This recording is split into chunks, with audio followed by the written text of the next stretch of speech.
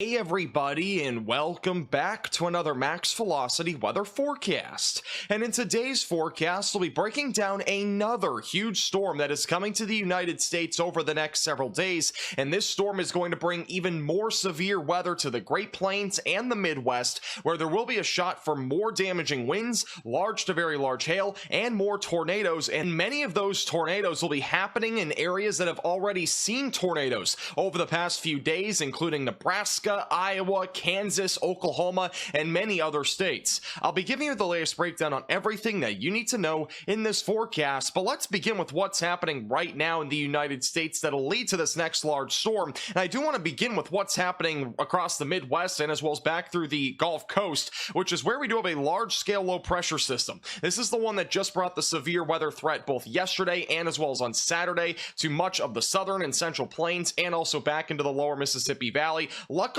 the severe weather threat is dwindling because of this low pressure system weakening. It is still bringing some showers and even some thunderstorms though today to areas in like Michigan, for example, and even back along the Gulf Coast where there has been an isolated damaging wind and tornado risk. But overall, most of that activity is weakening and the bulk of the severe weather is now in the Gulf of Mexico. So if you know any fish down there, just make sure that they are aware of those storms. But overall, nothing too significant here in the United States out of that. I know many of you are wondering over on the East Coast, are we getting significant storms out of this? It's not in the forecast. I'm not expecting anything substantial back over that direction. And then back behind this, we have another storm that is developing back over in the Pacific Northwest and over in Western Canada. And this will be the next storm that'll bring some severe weather both Tuesday and Wednesday to a large chunk of the United States. And this will move into the Great Plains where, again, more severe weather will be a possibility. So definitely make sure that you are staying very vigilant because we are not done with severe weather. In fact, we are entering the peak of severe weather season across the United States.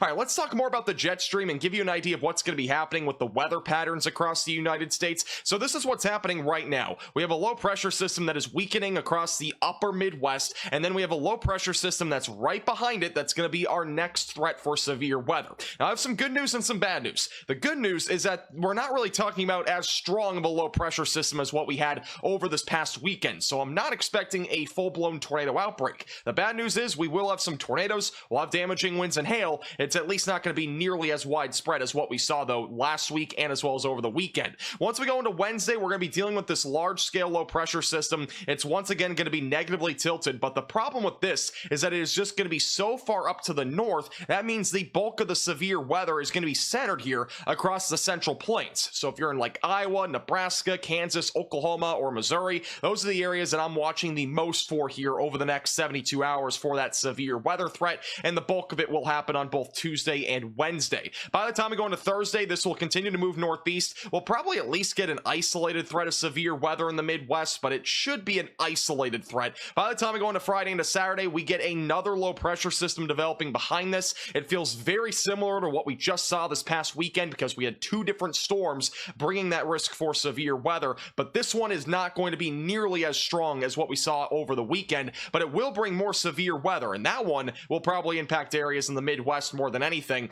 Overall, again, I'm not expecting a widespread severe weather outbreak out of this, but there will at least be some scattered severe weather. And then once we go into Sunday and eventually into Monday, we'll be dealing with another storm in basically the same exact area. And then once we go into Tuesday into Wednesday, we'll have more storms behind that one, and those might be a bit more potent as we go into later next week, but it still remains very uncertain since we are still talking about an event that is still several days out. Now let's talk more about the severe weather potential for the next several days, and we're going to begin with tomorrow, which is tossing trampolines on Tacos Tuesday. We do have a slight risk for severe weather, which does include a large chunk of the western Midwest and as well as back through the central plains. That includes southern Minnesota, western Iowa, north and eastern parts of Kansas, northwest Missouri, and eastern Nebraska. This is where the greatest risk for severe weather will be on Tuesday. This is a 2 out of 5 on the severe weather scale, so we are looking at a low to medium risk. With that said, I would not be shocked if we got a small enhanced risk, but that still remains uncertain.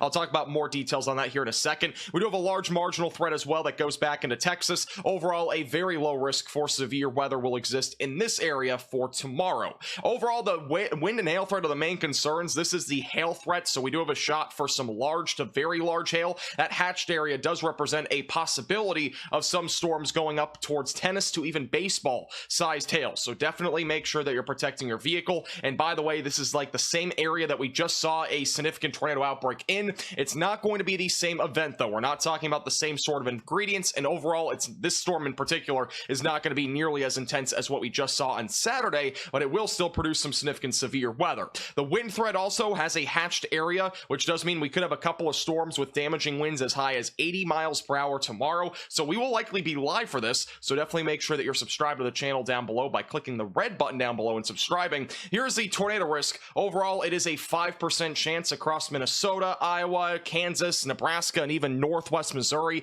and that is where we could see a few tornadoes. There is a low chance that we could see a strong tornado, but overall it's going to depend a lot on if we have enough moisture tomorrow afternoon, and that still remains very uncertain at this time. Once we go into wacky weather Wednesday, it's going to be pretty wacky because we got another slight risk of severe weather, which does include Oklahoma, Kansas, and as well as the north central Texas area and southern Nebraska, where there will be a chance for damaging winds, large hail, and a few tornadoes. A strong tornado threat will also be possible, but as of now, the Storm Prediction Center has at least hesitated for the time being on adding that, since there is still some uncertainty. But if everything goes as forecasted, we could see a strong tornado or two in parts of western Oklahoma or southern parts of Kansas. And once again, it is not the same sort of setup as what we just saw this past weekend, where we saw multiple strong tornadoes. And by the way, Marietta and as well as the Sulphur tornadoes were both EF3+. It was confirmed that the Marietta tornado was at least a low-end EF4 tornado, by the way. So that is the first EF4 tornado in Oklahoma since 2016.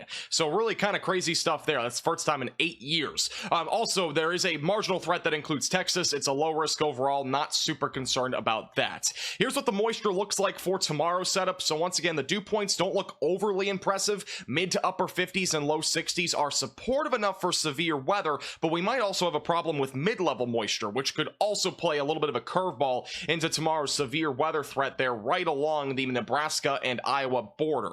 Overall, this is the timing for tomorrow, so we'll be dealing with some isolated convection in the morning. By around 3-4 o'clock, the first supercells will develop in northwestern and western Iowa and northeast Nebraska. That is where damaging winds, large hail, and the potential for a tornado will exist. This is by 5 to 6 o'clock. The HRRR does show multiple storms rotating in central Iowa by around 6 to 7 o'clock tomorrow evening, and any of these storms once again will have an elevated chance for a tornado if they are discrete and if there is enough moisture. By 8 to 9 o'clock, storms are developing across a large corridor from Iowa back into Kansas, where the main concern down this direction will be large to very large hail and damaging winds. There will be a chance for a couple of tornadoes, but the threat is lower. And then after midnight, storms continue, but overall a little bit weaker. We'll continue to see some convection in eastern Kansas overnight, where there could even be a little bit of flash flooding and perhaps some large hail still continuing. And then once we go into Wednesday afternoon, we'll be dealing with a few storms. There is a lot of uncertainty on what these storms will do, but the NAM 3K model does show a few of those storms forming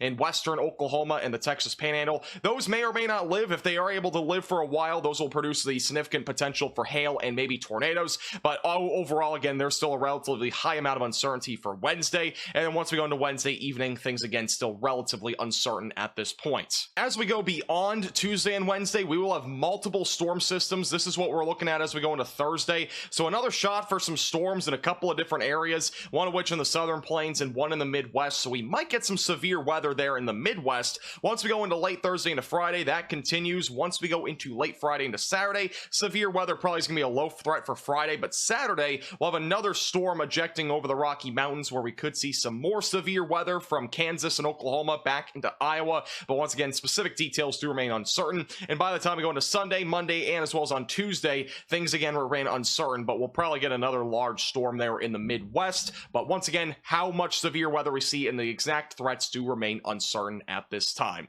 Thank you so much for watching. Make sure to hit the like button down below and subscribe if you've not already.